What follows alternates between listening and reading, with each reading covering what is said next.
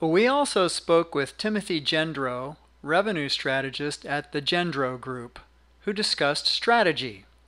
Gendro observes why strategy overall for the profession has fallen short and explains what is behind the theme of his presentation, Hope is Not a Strategy. Well, hope is not a strategy is really something that's intended to be a little bit cynical, but it's also intended to shed light on the fact that you can't just wish something would be different and expect it to be different. You can't keep trying the same thing over and over again and expecting a different result. That's the definition of insanity. When you look, the payers are only going to do that which they are allowed to do. And if PTs don't create the data and the processes and the information, and they don't ensure that value is created and delivered and provable, why would the payers do anything other than lower the amount of money PTs get reimbursed just because they can?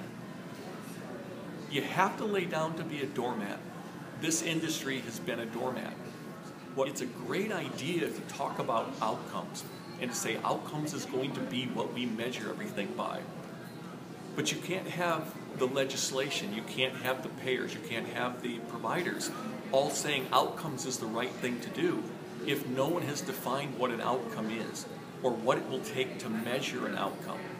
From my perspective, an outcome has to include a patient history. The outcome has to include patient symptoms. It has to include a diagnosis, prognosis. It has to include a treatment plan. It has to include how the patient did, or from an efficacy perspective of that treatment plan. There has to be time to measure an outcome. And right now, everyone's definition of outcome, and it doesn't matter whether you look at the recent court rulings, they're all saying outcomes is the way to pay and compensate the healthcare world. But if you don't provide the measure, I can tell you, you're going to go pay $100 for gasoline, but I can't tell you how much it costs per whatever because we haven't defined what a gallon is yet. It doesn't make any sense. And so that's one of the things that has to be elevated well beyond the PT world to the overall healthcare world and bring some awareness. One of the most effective ways to bring this awareness is to help the PTs understand that they aren't creating healthcare outcomes, only functional outcomes. And they need to recognize that what they're doing is merely a subset. It's not saying that what they're doing isn't critically important, it is, but it's a subset of a larger episode of care. That episode of care has to be understood because then the medical mainstream can recognize more fully how much money can be saved if the PT is brought into the process sooner, possibly before MRIs in certain treatment conditions, etc.